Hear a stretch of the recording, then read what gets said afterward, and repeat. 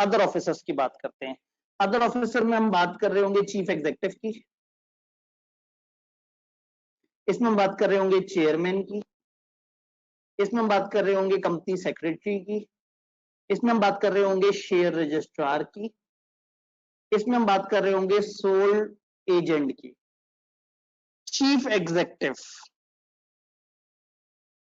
Chief executive all in all है, directors का सबसे बड़ा हेड।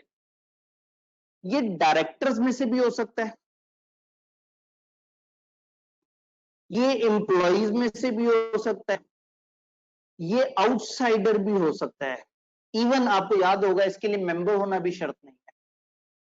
तो हमारी कंपनी में हम डायरेक्टर में से किसी को प्रमोट करके चीफ एग्जीक्यूटिव बना दें, या एम्प्लॉई डायरेक्टर्स में से किसी को कह दें तुम चीफ एग्जीक्यूटिव हो, या बाहर से किसी और कंपनी के चीफ एग्जीक्यूटिव को तोड़ के लेके आए। Chief executive all in all है। डायरेक्टर्स आर लाइक असेंबली मेंबरान, चीफ एग्जीक्यूटिव इज लाइक वजीर आजम। तो जो पहले हम असेंबली मेंबर्स को चूज करते हैं, फिर ये असेंबली मेंबरान मिलके अपने लिए वजीर आजम चूज करते हैं, जो होता उन्हीं में से है ज्यादातर, और वो उनके ऊपर आके बैठता है। लेकिन यहाँ फर्क ये है कि डायरेक्टर्स आपस में से भी चूज कर सकते हैं और बाहर से एक और बंदा भी लेके आ सकते हैं। तो इस वक्त हम जो पढ़ेंगे वो चीफ एग्जीक्यूटिव के बारे में। चीफ एग्जीक्यूटिव को हम कह सकते हैं कंपनी का हेड।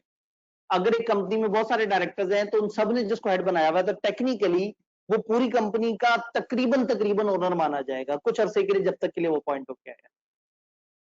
ये आते कहां से है? फर्स्ट चीफ एग्जीक्यूटिव कहां से आते हैं? वहीं से आते हैं जहां से फर्स्ट डायरेक्टर आते हैं। याद है? सब्सक्राइबर्स टू द मेमोरेंडम तय करेंगे और इसके पर्टिकुलर्स हम रजिस्ट्रेशन के वक्त ही जमा करा देंगे, और ये भी उन्हीं की तरह फर्स्ट एजीएम तक रहेगा और फिर रिटायर हो जाएगा।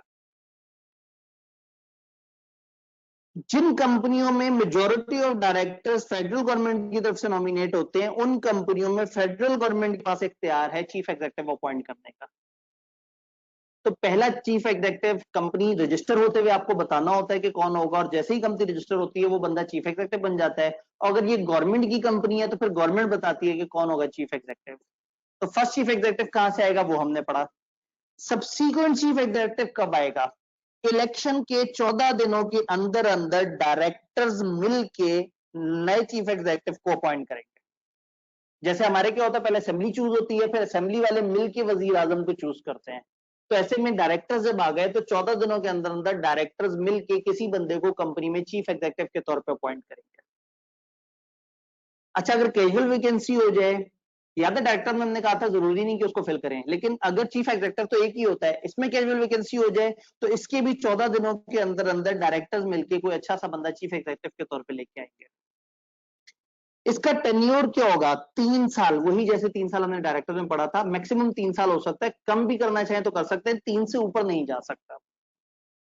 रिटायरिंग चीफ एग्जीक्यूटिव रीअपॉइंटमेंट के लिए एलिजिबल है, जैसे रिटायरिंग डायरेक्टर भी दोबारा से अपॉइंट हो सकता था, रिटायरिंग चीफ एग्जीक्यूटिव भी दोबारा अपॉइंट हो सकता है। रिटायरिंग चीफ एग्जीक्यूटिव तब तक कुर्सी पे रहेगा जब तक कि नया बंदा सक्सेसर बाद में आने वाला जब तक अपॉइंट नहीं हो जाता। लेकिन अगर आने वाले को वो खुद ही नहीं अपॉइंट करवा रहा, या उसी की फॉल्ट की वजह से नया बंदा आ नहीं पा रहा, या चीफ एग्जीक्यूटिव को हमने उसका ऑफिस यानी उसकी पोजीशन एक्सप्रेसली टर्मिनेट की थी, तो सब्सीक्वेंट चीफ एग्जीक्यूटिव आपसे कोई पूछे कि कहां से आता है, तो आप कहेंगे डायरेक्टर्स जो सिलेक्ट हुए होते हैं वो आपस में से या बाहर से एक चीफ एग्जीक्यूटिव चूज कर लेते हैं 14 दिनों के अंदर अंदर। अगर इसका ऑफिस खाली हो जाए, कैजुअल वैकेंसी क्रिएट हो जाए, तो कैजुअल वैकेंसी की भी 14 दिनों के अंदर आप चीफ एग्जीक्यूटिव को ले आते हैं।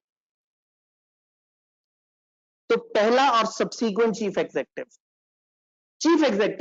की term of appointment, chief executive की क्या टर्म्स होंगी, क्या इनएलिजिबिलिटीज होंगी? इसकी इनएलिजिबिलिटीज सेम होंगी। If a person is eligible to become a director, he shall also be eligible to become a chief executive. तो सेम डायरेक्टर्स वाली जो डायरेक्टर्स की इनएलिजिबिलिटीज थी, वही चीफ एग्जीक्यूटिव की भी इनएलिजिबिलिटीज है। जो डायरेक्टर नहीं बन सकता शख्स, वो चीफ एग्जीक्यूटिव भी नहीं बन सकता। टर्म्स ऑफ अपॉइंटमेंट इसकी डायरेक्टर्स या कंपनी के मेंबर्स जनरल मीटिंग में तय करेंगे आर्टिकल्स के मुताबिक। जो आर्टिकल्स में रूल होंगे उसके मुताबिक इसकी टर्म सेट होंगी।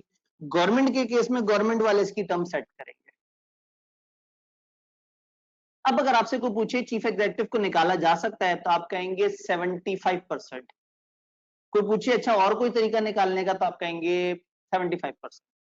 वो पूछे कोई तीसरा तरीका निकालने का, आप कहेंगे 75%। तो चीफ एग्जीक्यूटिव को कैसे निकाला जा सकता है? 75%, 75%, 75%। आपको पता नहीं कोई मूवी ना याद आ गई हो, तो 75%, 75%, 75%, तीन रूल हैं। अगर मेंबर्स निकालना चाहते हैं तो स्पेशल रेजोल्यूशन पास करें। आपको याद होगा स्पेशल रेजोल्यूशन 75% को कहते थे। अगर डायरेक्टर्स निकालना चाहें तो डायरेक्टर्स की तादाद का 75%।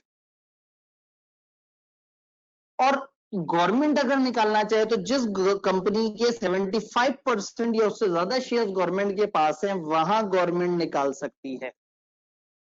तो चीफ एग्जीक्यूटिव को डायरेक्टर्स निकालना चाहे तो टोटल जितने भी डायरेक्टर्स हैं, फर्ज करें 20 हैं, इंक्लूडिंग दिस पर्सन, उन 20 में से कम 15 कहेंगे तो फिर चीफ एग्जीक्यूटिव फारिग होगा।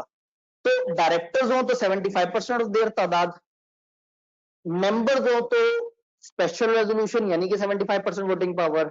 अगर गवर्नमेंट निकालना चाहती है तो रूल ये है कि जिस कंपनी के 75% या उससे ज्यादा शेयर्स गवर्नमेंट के पास होंगे उसका चीफ एग्जीक्यूटिव गवर्नमेंट निकालने का हक रखती है।